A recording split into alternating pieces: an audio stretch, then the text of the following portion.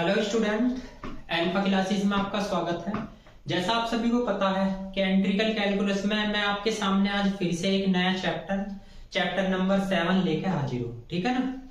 ये जो chapter number 7 है, इसका एक क्वेश्चन एग्जाम में आता है, एक ही एक्सरसाइज है। और ये जो चैप्टर नंबर 7 है, ये ट्रिपल एंट्रीकेशन डबल एंट्रीकेशन का बेस है और इसमें गामा फंक्शन और बीटा फंक्शन का यूज है। ज्यादातर तो वैसे गामा फंक्शन का ही यूज है, इसीलिए मैंने आपको सबसे पहले बीटा और गामा फंक्शन पढ़ाया है। तो इसका यूज बीटा और गामा फंक्शन का इस चैप्टर में होगा। सबसे पहले तो मैं आपको बता दूं, इसमें से एक क्वेश्चन आपका आता है इसमें से, इस चैप्टर में से। ठीक है। इसमें दो तरीके की थ्योरम्स होती है या सीरीज बोल सकते हैं। एक तो होती है डिरिचलेट, या इसे डिरिचले थ्योरम भी बोलते हैं, डिरिचलेट भी बोलते हैं। एक होती है लेविलोन्स या लीविलोन्स थ्योरम बोलते हैं, या लीविलोन्स एंट्रीकेशन बोलते हैं। ठीक है ना। सबसे पहले इन दोनों का मीनिंग बताता हूं। देखो, ये दोनों आपकी ट्रिपल एंट्रीकेशन में ही यूज होती है। इन दोनों में कंडीशन भी आपको गिवन देता है। अंतर इन दोनों में इतना है, फर्स्ट वाली जो थ्योरम है या सीरीज है उसमें आपका फंक्शन नहीं होगा और सेकंड वाली में आपका फंक्शन होगा। दोनों में अंतर ये है। पहले तो देखो फर्स्ट वाली डिरिचलेट थ्योरम, इसमें लिख रहा if l m n are all positive, यानी ये आपके पॉजिटिव क्या है, पॉजिटिव नंबर है। ठीक है ना, किसके, एक्स वाई जेड के। आगे उसने कहा देन द ट्रिपल एंट्रिकल्स, ये लग गया देखो ट्रिपल एंट्रिकल्स, x की power l minus one, y की power m minus one, z की power n minus one, dx dy dz। इसका ये फॉर्मूला होता है gamma n gamma m gamma n upon gamma l plus m plus n plus one. ठीक है ना, ये ध्यान रखना। आगे उसने क्या कहा, एक्स वाई जेड आर क्या है, आपके वेरिएबल है। इसमें जो कंडीशन गिवन देगा, इस कंडीशन के अकॉर्डिंग ही आपको सवाल बनाना है। और कंडीशन आपको केवल लीनियर बनानी है। इसमें क्या बनानी है, लीनियर। आपको जो कंडीशन देगा उसको लीनियर बनानी है। इस कंडीशन को आपको उस इलिप्सॉइड की इक्वेशन भी दे सकता है, कोनिकॉइड की इक्वेशन भी दे सकता है, और जो है ना इलिप्स की इक्वेशन भी दे सकता है थ्री डायमेंशन में। ठीक है ना। तो आपको इसे लीनियर बनाना, इस कंडीशन के बेस पे ही आपका सवाल सोल्व होगा। ठीक। तो इसमें कोई फंक्शन तो नहीं है, बस एक्स वाई जेड तीन वेरिएबल है। इसके अंदर आ जाओ, इसके अंदर देखो फंक्शन भी है। ठीक। इसमें क्या लिख रहा, एक्स वाई जेड सेम वही पॉजिटिव नंबर है या पॉजिटिव वे है वेरिएबल। आगे उसने क्या कहा, सच दैट, भैया ये कंडीशन काम की होती है। इसमें h1 और h2 की जो वैल्यू है वे एक्स वाई जेड के सम के बीच में ही लाई करती है। ये कंडीशन आपको देगा, और अगर नहीं देगा तो सब में आपको 0 to h ही लिमिट लगानी। क्या लगानी है, 0 to h। आगे उसने दे रखा ट्रिपल एंट्रीकेशन function x plus y plus z, x की power n minus one, y की power m minus one, z की power n minus one, dx dy dz। इसका फॉर्मूला है gamma n gamma m gamma n upon gamma l plus m plus n। और h1 to h2 ये limit है जो आपको question में given देगा। वैसे तो लगनी 0 to h ही है। fu मतलब यहाँ पे एक्स वाई जेड के प्लेस पे क्या चेंज हो जाएगा, u, और u की पावर क्या आ जाएगी, l plus m plus n minus one, यानी ये जो पावर होगी। ठीक। फिर हमें इसको सोल्व करना है, इस एंट्रीकेशन को। ठीक। तो दोनों में एक अंतर होता है, इसमें डिरिचलेट या डिरिचलेट्स थ्योरम जो है ना आपकी, इसमें और इसमें तो फंक्शन नहीं होता, लेकिन इस वाली में फंक्शन होता है। अब आपकी प्रॉब्लम ये है, सवाल में कैसे पता चलेगा सर, ये भी बात सही है भाई।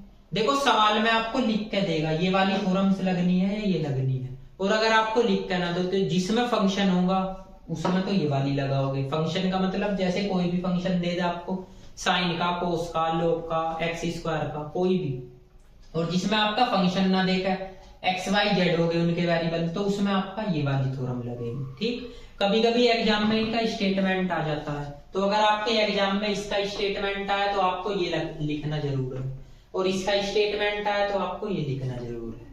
ठीक। सवाल में जरूरी नहीं है ट्रिपल एंट्रीकेशन आए, कुछ सवाल ऐसे भी है जो डबल एंट्रीकेशन के हैं, तो आप उन्हें डबल एंट्रीकेशन में भी चेंज कर सकते हो। इसमें से क्या हटा दो, जैसे डबल एंट्रीकेशन आ गया तो एक्स वाई में आ जाएगा, जेड हट जाएगा, जेड के काम कौन कर रहा है, एन हटा दोगे। ठीक। ऐसे इसमें आप एक्स और वाई में चेंज कर दोगे, जेड हटा दोगे। ये मैं आपको तब बता दूंगा जब आपके सवाल आएंगे, कुछ डबल एंट्रीकेशन के, कुछ ट्रिपल एंट्रीकेशन के हैं। ठीक है। तो इस चैप्टर में टेंशन लेने की जरूरत नहीं है कि सवाल कैसे होंगे, सारे क्वेश्चन मैं ही कराऊंगा। अब इसे नोट कीजिए, उसके बाद कराते हैं exercise number first. Exercise number first भैया आपके पेज नंबर 141 पे यानी 141 पे दे रखी है, ठीक है ना। ये आपका y है,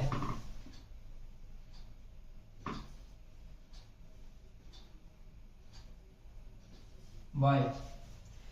इसने क्वेश्चन नंबर फर्स्ट दे रखा। क्वेश्चन नंबर फर्स्ट में क्या बोल रहा, देखो मैं पढ़ के बता रहा हूं। सो दैट द एंट्रिकल्स, उसने एंट्रिकल्स दे रखे 3, ट्रिपल एंट्रिकेशन x की पावर l माइनस 1, y की पावर m माइनस 1, z की power n minus 1, dx dy dz। आगे उसने क्या बोल रखा, आगे उसने बोल रखा फर्स्ट ऑक्टेन बिलो। देखो फर्स्ट ऑक्टेन बोल लेगा या पॉजिटिव ऑक्टेन बोल लेगा, इसका मतलब है आपका जो फर्स्ट ऑक्टेन है यानी एक्स वाई जेड की वैल्यू पॉजिटिव है फर्स्ट ऑक्टेन के अंदर है, ठीक है ना। तो आपको फर्स्ट ऑक्टेन या पॉजिटिव ऑक्टेन बोल रहे तो उससे कंफ्यूज मत होना। आगे उसने एक सरफेस दे रखा था, सरफेस x अपॉन a की power p, y upon b की power q, z upon c की power r equal to 1 is करके यो कंडीशन आपको सिद्ध करनी है भैया इस सवाल की। a की पावर l, b की पावर m, c की पावर n और upon p q r, gamma l upon p, gamma m upon q, gamma n upon r, इन सब का जोड़ कर दो नीचे एक के साथ, ठीक। तो यो आपको सिद्ध करना है। तो देखो कैसे कैसे सिद्ध करोगे। देखो जैसे मैं आपको यो क्वेश्चन बता रहा हूँ, क्वेश्चन नंबर फर्स्ट, सेम ऐसे ही क्वेश्चन नंबर सेकंड है, उसमें भी आपको ट्रिपल इंटीग्रेशन दे रखा, सिद्ध करना एक सरफेस दे रखा है। तो देखो कैसे कैसे करें। इनमें सबसे पहले हमें सरफेस का काम होता है, जो आपको सरफेस गिवन दे रखा, x अपॉन a की पावर p है और y अपॉन b की पावर q है और z अपॉन c की पावर r है इक्वल टू 1। अब आप लेट कर लीजिए, लेट x अपॉन a की पावर p को हम u लेट कर लेंगे, तो x अपॉन a की वैल्यू क्या आएगी, u की पावर 1 अपॉन p। x का मान निकालो यहाँ से, a u की पावर 1 अपॉन p। ऐसे ही आप जो है ना यहाँ से dx का मान निकालोगे, a अपॉन p u की पावर 1 अपॉन p माइनस 1 और du, ठीक। ऐसे ही आप y अपॉन b की पावर q को लेट कर लो v, तो y अपॉन b का मान क्या आएगा, b की पावर 1 अपॉन q, तो y का मान क्या आएगा b की पावर 1 अपॉन q। और भैया dy की वैल्यू क्या आएगी, b अपॉन q, b की power 1 upon q minus 1 dv, ठीक है। ऐसे ही आप c अपॉन r की पावर क्या है भैया, वो z upon c, z upon c की पावर r है, इसे w लेट कर लो, तो z अपॉन c की वैल्यू w की पावर 1 अपॉन r और z का मान c w की पावर 1 अपॉन r। और आप यहाँ क्या लिख सकते हैं, dz की value c upon r w की पावर 1 अपॉन r माइनस 1 और dw, ऐसे लिख सकते हैं ना, ठीक है ना। अब ये सारी वैल्यू उठाओ इसमें रख दीजिए। तो यहाँ से देखिए जरा, ट्रिपल इंटीग्रेशन, x का मान बताइए, x का क्या निकला, a u की power 1 upon p, a u की पावर 1 अपॉन p की पावर भैया n माइनस 1 है। y का मान बताइए क्या निकला, y की वैल्यू b की पावर 1 अपॉन q की पावर m माइनस 1 है। z की वैल्यू बताइए, z की वैल्यू c w की पावर 1 अपॉन r की पावर n माइनस 1 है। dx के प्लेस पे क्या रखोगे, आपका a अपॉन p u की power 1 upon p minus 1, dy के प्लेस पे क्या रखोगे भैया, b अपॉन q और b की पावर 1 अपॉन q माइनस 1 और dz के प्लेस पे c अपॉन r w की पावर 1 अपॉन r माइनस 1 और du dv और dw। इसके आगे कोमा लगा के यहाँ लिखना भैया इसका वैल्यू क्या लेट करी u, इसकी b plus w equal to 1, u plus b plus w equal to 1, ये इसके साइड में आपको लिखना पड़ेगा। अब ट्रिपल इंटीग्रेशन, एक बात बताइए जरा, a की पावर l माइनस 1 है और एक पावर ये रही, तो इसमें जोड़ दो तो a की पावर l बचा, b की पावर m माइनस 1 है, एक पावर ये रही, इसमें जोड़ दो तो b की पावर m बचा, यानी b की पावर m और c की पावर n बच जाएगा, ये भी तो है ना। अपोन में क्या बचा भैया, p q r, यही तो आएगा p q r। इसके बाद ट्रिपल इंटीग्रेशन, बताओ u की value l minus 1 upon p है ना, और देखो एक ये plus 1 upon p minus 1, b की value m minus 1 upon q plus 1 upon q minus 1, w की value n minus 1 upon r और plus 1 upon r minus 1, du dv dw, where u plus b plus डब्ल्यू equal to 1। अब आपके पास a की power n, b की power m, c की power n upon p q r ये बचा triple integration. एक बात बताओ, ये 1 इससे काट सकता हूं तो u की value l upon p minus 1 बचेगी। ये 1 इससे काट सकता हूं तो b की value m upon q minus 1, w की value n upon r minus 1, du dv और dw where u plus b plus w equal to 1। अब देखो बन गई फॉर्मूले की फॉर्म, मैंने जो फॉर्मूला बताया था x plus y plus z का मान 1। देखो x की पावर l माइनस 1, y की पावर m माइनस 1, z की पावर n माइनस 1 है, बस इसमें u v w तो लगा दीजिए। a की पावर l, b की पावर m, c की power n upon p q r, gamma n, l क्या है l upon p, gamma m, m upon q, gamma n, n upon r upon gamma, इन सबको जोड़ दो l upon p, m upon q, n upon r plus 1। ये आपकी आ गया answer, ठीक है ना। और यही आंसर आपको निकालना है ये रहा, ठीक। तो इस सवाल को थोड़ा ध्यान से सोल्व करना। देखो मैं क्वेश्चन नंबर फर्स्ट आपको करने के लिए नहीं देता, उसे भी मैं ही बता रहा हूँ क्योंकि ये आपके कम समझ में आया होगा, काफी लेंथी क्वेश्चन है, इसी के टाइप का क्वेश्चन नंबर सेकंड है, इसे नोट करो जरा। देखिए अब आते हैं क्वेश्चन नंबर सेकंड पे, ये भी आपको मैं ही बता देता हूँ, ये भी बिल्कुल क्वेश्चन नंबर फर्स्ट के अकॉर्डिंग ही है। इसमें ट्रिपल इंटीग्रेशन वो कह रहा सिद्ध करना है, ट्रिपल इंटीग्रेशन x की पावर l माइनस 1, y की पावर m माइनस 1, z की power n minus 1, dx dy dz किसके इक्वल है, a की पावर l, b की पावर m, c की पावर n अपॉन 8। और ये है gamma l upon 2, gamma m upon 2, gamma n upon 2 upon में इसका सम है और एक जोड़ रखा। देखो इसमें भी लिपोसाइड की है, आपको कंडीशन दे रखी, तो मैंने आपको क्या बताया, सबसे पहले आपको कंडीशन को ही सोल्व करना। एक्स स्क्वायर अपॉन ए स्क्वायर को भैया यू मान लो, तो एक्स स्क्वायर बराबर ए स्क्वायर यू लिख सकते हो, तो एक्स का मान ए रूट यू लिख सकते हो। dx की वैल्यू a अपॉन 2 u की पावर माइनस 1 अपॉन 2 du ये लिख दीजिए। ऐसे ही आप वाई स्क्वायर बी स्क्वायर को क्या मान लो b, तो वाई स्क्वायर की वैल्यू बी स्क्वायर b आएगी, y की वैल्यू b रूट b आएगी, dy की वैल्यू b अपॉन 2 v की पावर माइनस 1 अपॉन 2 और dv, ये इसकी वैल्यू निकल के आ गई, ठीक। ऐसे ही आपकी जेड स्क्वायर की वैल्यू क्या आएगी, सी स्क्वायर डब्ल्यू, जेड की value C root W, D Z की वैल्यू सी अपॉन 2 डब्ल्यू की power minus 1 upon 2 D W, ठीक। सारी वैल्यू उठाओ इसमें रख दो। देखिए आपके पास कंडीशन है ट्रिपल इंटीग्रेशन एक्स, एक्स का मान बताइए भैया, ए रूट यू की power L minus 1, B root B की power m minus 1, C root w की power n minus 1, dx dy dz। तो आप a अपॉन 2 u की power minus 1 upon 2, b upon 2 b की power minus 1 upon 2, c upon 2 w की power minus 1 upon 2, du dv dw। और भैया इससे आगे वेयर करके क्या लिखोगे, इसके प्लेस का u, इसके प्लेस का v और w इक्वल टू 1, ठीक। अब आप इसे सोल्व कर लीजिए।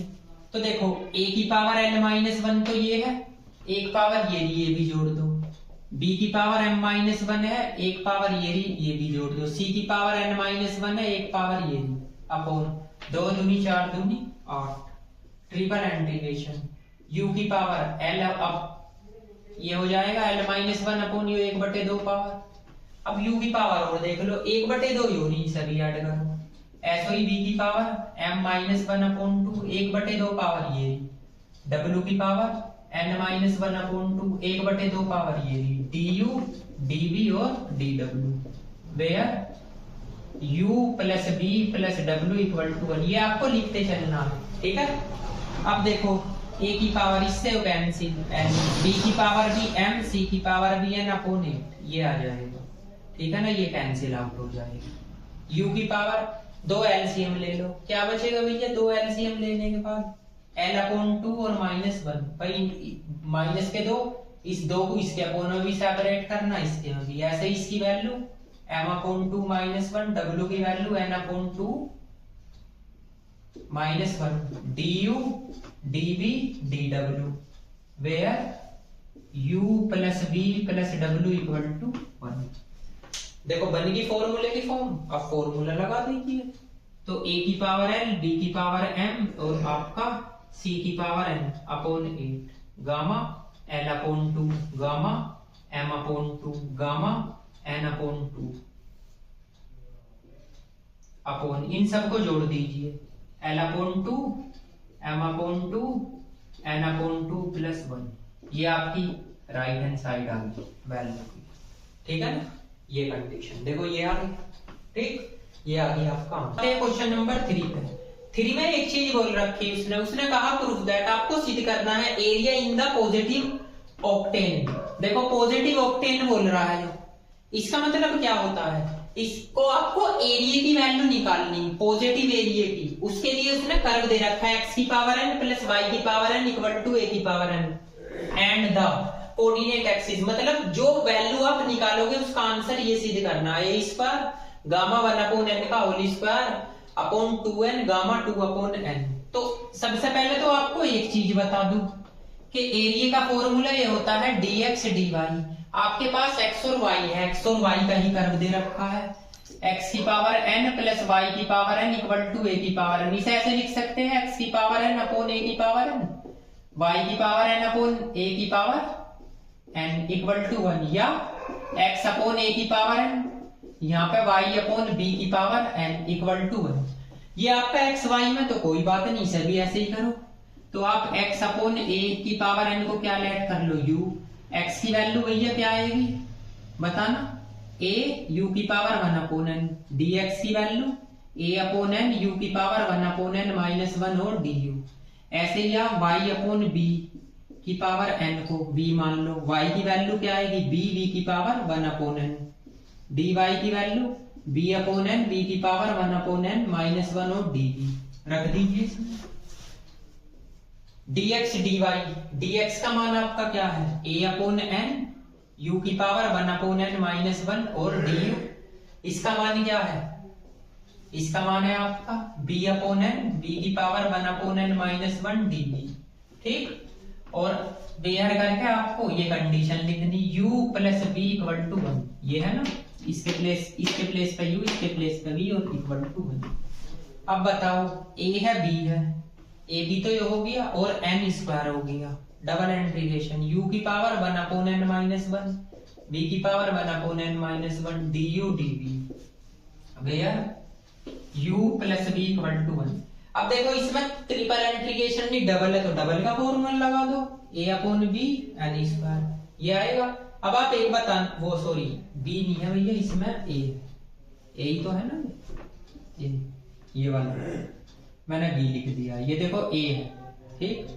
तो यहाँ पे आपका a आ जाएगा, तो आपके पास भैया यहाँ a आ जाएगा। तो क्वेश्चन को चेक कर लिया करो, कभी कभी मिस्टेक भी हो जाती है। a स्क्वायर ये क्या आ गया भैया आपका a स्क्वायर।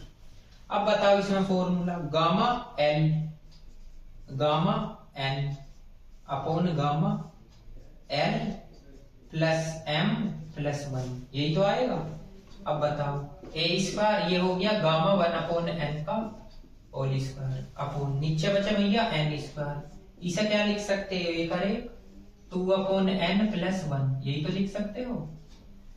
अब आप a square gamma 1 upon n का होल स्क्वायर, यहाँ पे n स्क्वायर है, इसका फॉर्मूला बताओ n गामा n, इससे जो कैंसिल आउट कर दीजिए। तो देखिए जरा a square gamma 1 upon n का होल स्क्वायर अपॉन में एक तो 2 बचा, एक आपका n बचा और गामा 2 अपॉन n बची, यही रिजल्ट आ रहा है। हाँ जी यही रिजल्ट आ रहा है, ठीक है। तो सवाल तो जरूरी नहीं है कि ट्रिपल इंटीग्रेशन ही हो, डबल हो डबल में लगा दो भाई, l अपॉन गामा m हो जाएगा, दोनों को जोड़ दो एक के साथ में, और अगर तीसरा भी है आपका z तो आप n भी लगा सकते हो। तो सवाल को इस फॉर्म में लग बनाना, आपको कर्व जरूर देगा, कर्व या सरफेस, ठीक है ना। तो ये क्वेश्चन थोड़ा आपका अलग था, जिसमें एरिया का फॉर्मूला निकालने के लिए बोल रहा था, ठीक है ना, नोट कीजिए।